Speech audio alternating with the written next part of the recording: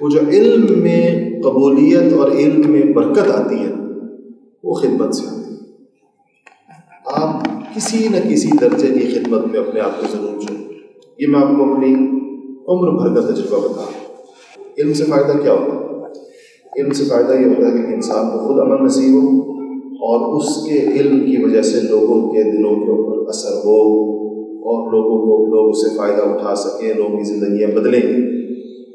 جو انفرادی مزاج ہوتا ہے نا، صرف اپنی ذات والا مزاج ہوتا ہے کہ بس تجھے پڑھائی کیا پڑھی ہے اپنی اپیٹ جس کا مفہوم ہے، تو اس مزاج کے ساتھ انسان کو دینی خدمت نہیں کر سکتا۔ دینی خدمت کے اندر تو اپنی کے ساتھ پڑھائی بھی نبیڑنی پڑتی ہے، دوسروں کی بھی خدمت کرنی۔ اب وہ پھر آپ کی توفیق کی بات ہے، آپ کیا کرتے ہیں؟ کوئی نہ کوئی اپنے لیے ڈھونڈے ساری فضا میں کوئی ایسا کام کہ جس کو آپ جب کریں تو آپ کو یہ اطمینان ہو کہ انشاءاللہ یہ ایک خدمت ہے جو خالص اللہ کے لیے کی گئی ہے، اب اس خیال سے کی گئی ہے کہ اللہ جل شانہ اس کی برکت سے میرے اس علم کو قبول کرو۔ یہ میں آپ کو کہنے میں عام سی بات ہے، آپ نے 100 دفعہ سنی بھی ہے، لیکن میں آپ کو بہت تجربے کی بات بتا رہا ہوں۔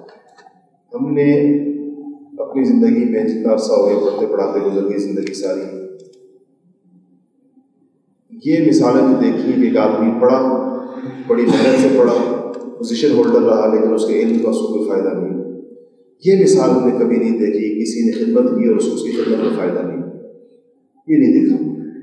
اخلاص سے خدمت کی اللہ کے لیے، اگر وہ خدمت اللہ کے لیے نہ ہو تو پھر ظاہر بات ہے کہ اس کی کوئی گارنٹی نہیں ہے، لیکن جو خدمت اللہ کے لیے ہو اس کی ضرور نہیں۔ لیکن دیکھیے انسان کا معاملہ اللہ کے ساتھ، اللہ تعالیٰ کو کسی کی بے بسی کے اوپر رحم آ جاتا ہے، اور دینا تو اللہ نے ہوتا ہے، انسان کے بس میں تو، استاد کے بس میں تو کچھ نہیں، استاد تو خود محتاج ہے۔ پھر میں نے اس اندازہ لگایا کہ یہ تقسیم اللہ کی ہے، اور اللہ تعالیٰ دینے کے لیے کچھ اور چیزوں، میں آپ کو بات کیا چیزیں کیا دیکھتا ہے اللہ، یہ بات ایک اصول ضابطہ یاد رکھیے گا، اللہ تعالیٰ کے فیصلے غیر اختیاری امور پر نہیں ہوتے، اختیاری چیزوں پر ہوتے۔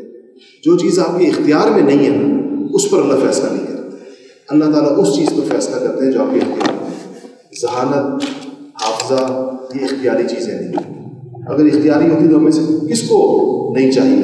جیسے ہماری شکل ہمارے اختیار میں نہیں، جیسے اللہ نے بنا دی ہے ویسی ہے، ایسے ہی ہمارے اندر حافظے کی صلاحیت، ذہانت کی صلاحیت، جلدی سمجھنے کی صلاحیت، یہ اختیاری چیز نہیں۔ اختیاری کیا ہے؟ سبق کے اندر آنا اختیاری ہے، توجہ کے ساتھ بیٹھنا اختیاری ہے، بعد میں یاد کرنے کی کوشش کرنا اختیاری ہے۔ اللہ ان چیزوں کو دیکھتا ہے، فیصلے ان پر کرتا ہے۔ اس لیے آپ اپنی اختیاری چیزوں کے اندر کوتاہی مت کریں، غیر اختیاری کی فکر مت کریں۔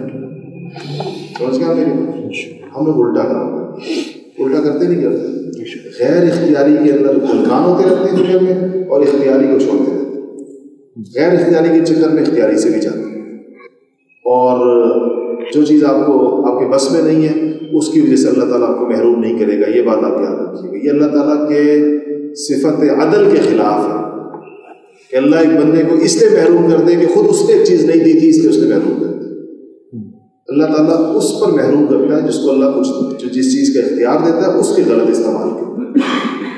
تو اللہ کا نظام ہے، ہمیں اللہ تعالیٰ کی سنتوں کو سمجھنا چاہیے۔